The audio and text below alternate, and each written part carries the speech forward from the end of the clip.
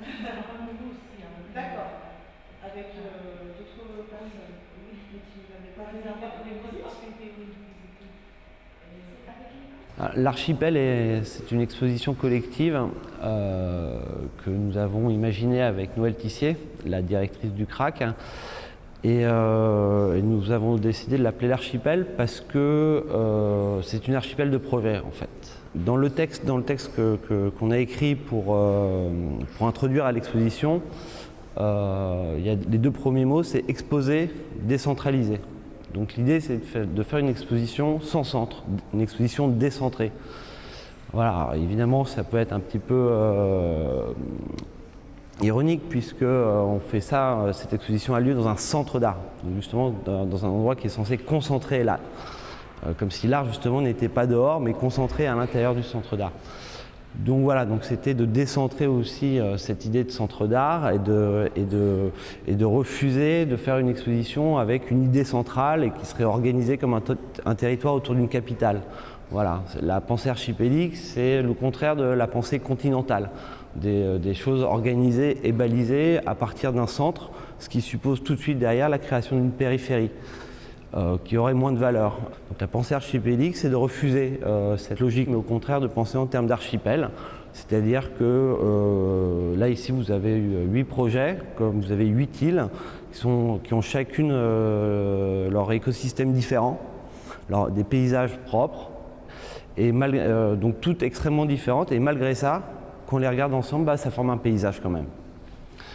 Donc voilà, donc là, cette pensée archipélique, la pensée de l'archipel, c'est cette idée de refuser une position d'autorité en tant qu'organisateur de l'exposition et de faire confiance. Voilà. Donc c'est une position de retrait.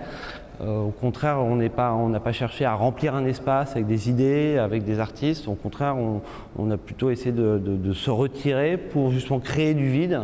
Et ce vide-là, c'est, je pense, la plus belle chose qu'on puisse offrir à des artistes, c'est-à-dire un espace disponible pour se développer exactement comme il l'entend, à son rythme, ce qui implique évidemment qu'il puisse se planter, mais ça fera partie aussi peut-être ça sera une expérience dont il pourra tirer un enseignement, et donc de ne pas interférer aussi avec le développement naturel de leur réflexion, puisque quand ils viennent ici, c'est que des productions in situ. Ils ne viennent pas avec des œuvres toutes faites, ils les posent, ils arrivent ici et par rapport à l'espace, par aussi à l'ambiance qui est créée, ça peut être un repas, une soirée, les énergies qui sont là, ils vont avoir des idées sur la manière dont ils ont envie de s'intégrer ou de créer leur paysage.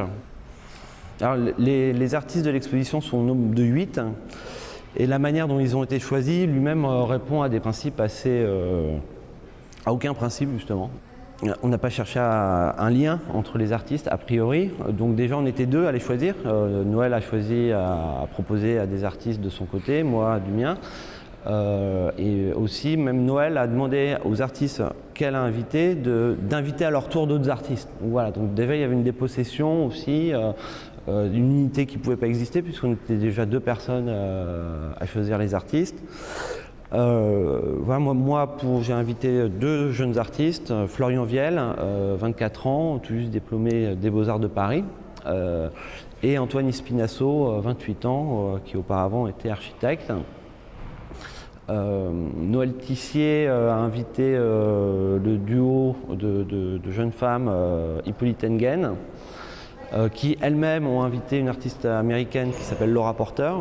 Noëlle a aussi invité François Curlet, un artiste français, qui lui-même a invité un artiste barcelonais, catalan, qui s'appelle Antonio Ortega. Et enfin, il y avait Valérie Duchesnay, qui s'est associée avec une historienne qui s'appelle Arlette Farge, également pour faire une installation. Donc ça, dans les salles du bas du CRAC, chacun de ces groupes avait sa propre salle. Et par contre, dans la salle du haut du CRAC, on a demandé à tous les artistes d'apporter une œuvre, celle qu'ils voulaient lorsqu'ils allaient venir ici, et que toutes les œuvres qu'ils allaient ramener allaient faire partie d'une exposition pour le coup vraiment collective, où ils seraient tous mis en relation, mais de manière aussi où on laisse beaucoup de place au hasard et aux intuitions personnelles des uns et des autres. J'ai décidé de créer parmi les projets une librairie avec une maison d'édition bien connue qui s'appelle Les Presses du Réel. Et donc en fait, au lieu d'inviter un artiste, j'ai invité un artiste collectif qui est cette maison d'édition, qui en plus est une maison de distribution, donc qui représente plein d'autres maisons d'édition. Je l'ai considéré comme un artiste collectif et j'ai fait une sélection parmi les ouvrages qu'elle éditait ou distribuait, comme je l'aurais fait avec un artiste où j'aurais choisi ses œuvres. Et donc j'ai monté une librairie que je tiens au quotidien pendant toute la durée de l'exposition. Ça s'appelle donc la librairie itinérante des Presses du Réel, parce que c'est une itinérance et au CRAC c'est la première étape.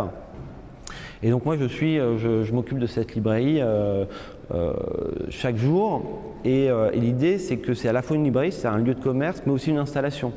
Ce sont des livres mais aussi des œuvres d'art, ce sont des tables mais aussi des socles. Voilà, c'est un lieu de commerce mais aussi une salle de lecture.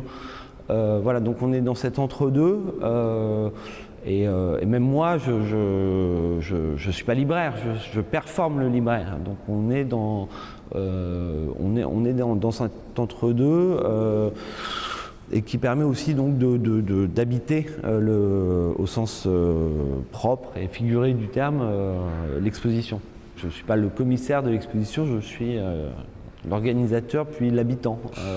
Mais l'habitant au même titre que toutes les personnes qui vont venir visiter l'exposition.